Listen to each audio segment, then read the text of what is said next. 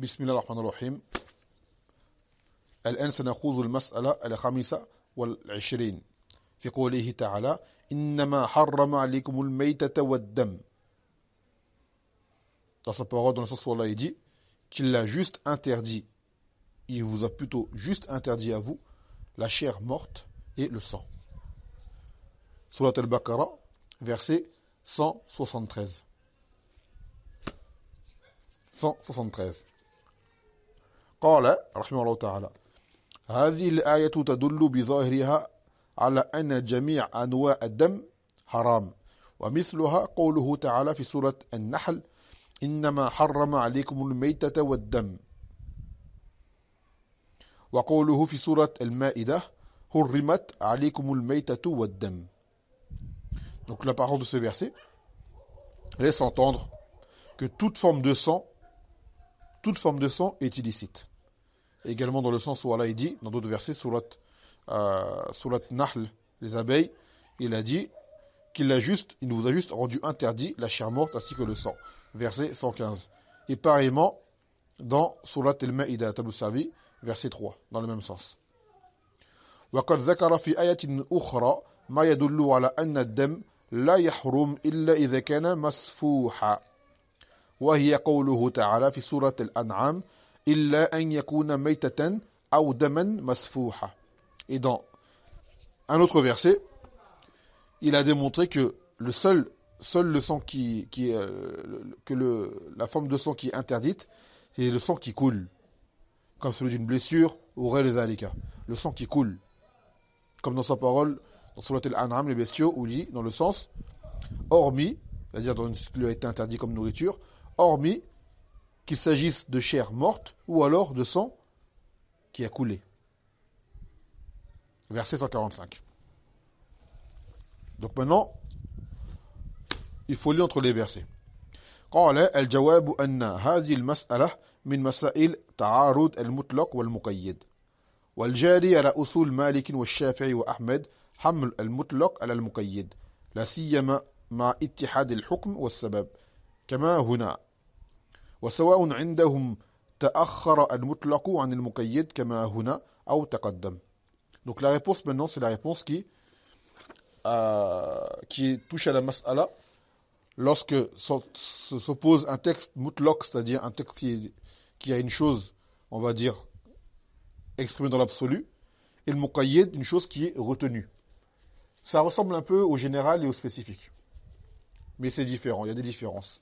Et pour plus de tafsil, retournez au durus de usul al-fiqh, al-usul min ilm al-usul,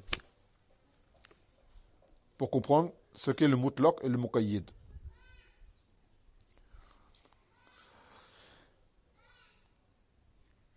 Et chez l'imam Malik, l'imam Shafi'i et Ahmed, la règle c'est que le qawl qui est mutlaq, absolu, est lui-même conditionné par le muqayyid, celui qui est retenu. C'est-à-dire, si on a un texte qui est dans l'absolu et un autre qui a de la retenue, on explique celui qui est de l'absolu par celui qui est de la retenue. Ça ressemble un peu comme un texte qui est am, général, avec un tarsis, une chose qui est spécifique. Surtout lorsque le jugement est le même et la cause est la même. Comme ce fut le cas ici dans ce verset-là. C'est-à-dire le jugement c'est que la chose elle est haram et le sabab c'est le sang. Ce que Allah Azza wa Jalla a rendu illicite à consommer, à la consommation.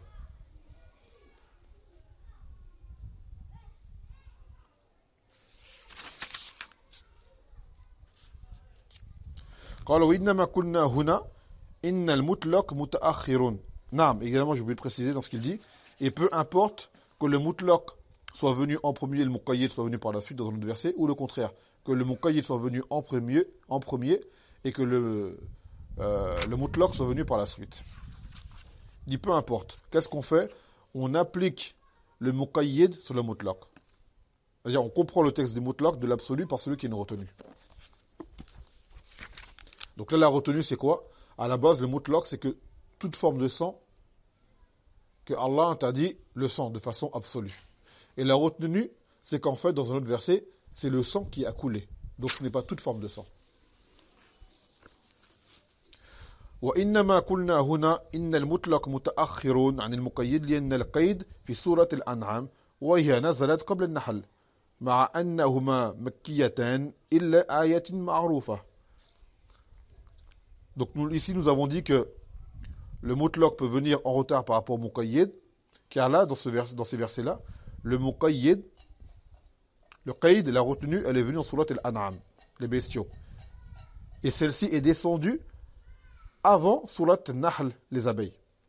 Alors que les deux sont mekkiya, sont mécoises, à part certains versets. والدليل على أن الأنعام قبل النحل قوله تعالى في النحل وعلى الذين هادوا حرمنا ما قصصنا عليك والمراد به ما قص عليه في الأنعام بقوله تعالى وعلى الذين هادوا حرمنا كل ذي ظفر. Donc maintenant la preuve que l'An'am elle est descendue avant un Nahl, avant les abeilles, la parole d'Allah dans le sens où il dit dans un Nahl, dans les abeilles, et sur ceux qui se sont judaïsés, nous leur avons interdit ce que nous t'avons déjà cité. Tamam. Et qu'est-ce qu'il veut dire parce que nous t'avons déjà cité? Ça c'est dans Surat Nahl, verset 118. Et il veut dire par là ce que nous avons déjà cité dans Surat al-An'am. Donc elle est venue auparavant. Dans sa parole, il dit dans le sens. Et sur ceux qui sont judaïsés, nous avons rendu illicite tout ce qui possède un ongle unique. Verset 146. Donc Allah Azza wa Jalla a bien dit ce que nous t'avons déjà cité. Donc c'est qu'il y a eu un texte qui a été donné auparavant. Et ce texte, dans quelle sourate se trouve-t-il? Dans sourate al-An'am. Naam.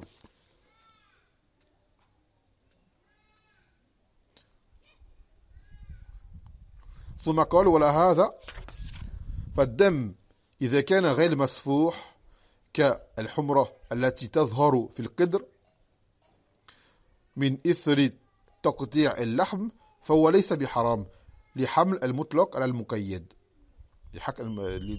حمل المطلق على المقيد. C'est muqayyid بفتح الياء. Des fois il m'arrive que ils disent muqayyid, on dit c'est une kasra, en fait c'est d'erreur.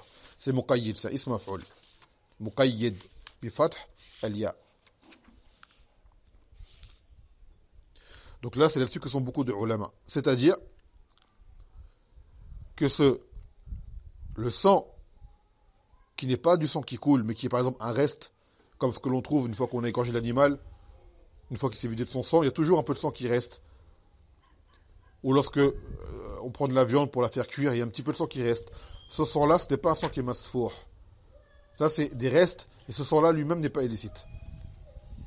Celui qui est illicite, c'est celui, par exemple, une fois que tu as égorgé la bête, le sang qui a coulé, tu ne veux pas le chercher pour le consommer. Comme le faisaient les gens de l'Ejahiliya. Naam. Ou demain, tu te blesses, par exemple, le sang se met à couler. Et des gens, souvent, se mettent à boire ce sang-là. Certaines personnes ont cette habitude-là, de boire ce sang pour, d'après eux, le faire cesser de son écoulement. Donc ce sang-là qui coule, qui sort, à ce moment-là, il est illicite. Le sang qui s'est versé est illicite. Par contre, le sang qui reste, car il est quasiment impossible, je dirais même impossible, de trouver un animal égorgé, fraîchement égorgé, puis cuisiné, sans qu'il ne reste quelques restes de sang. Ce sang-là en lui-même, lui n'est pas illicite. C'est celui-là qui est ghayr masfour. Naam. Fa ila huna, walhamdulillahi rabbil alamin.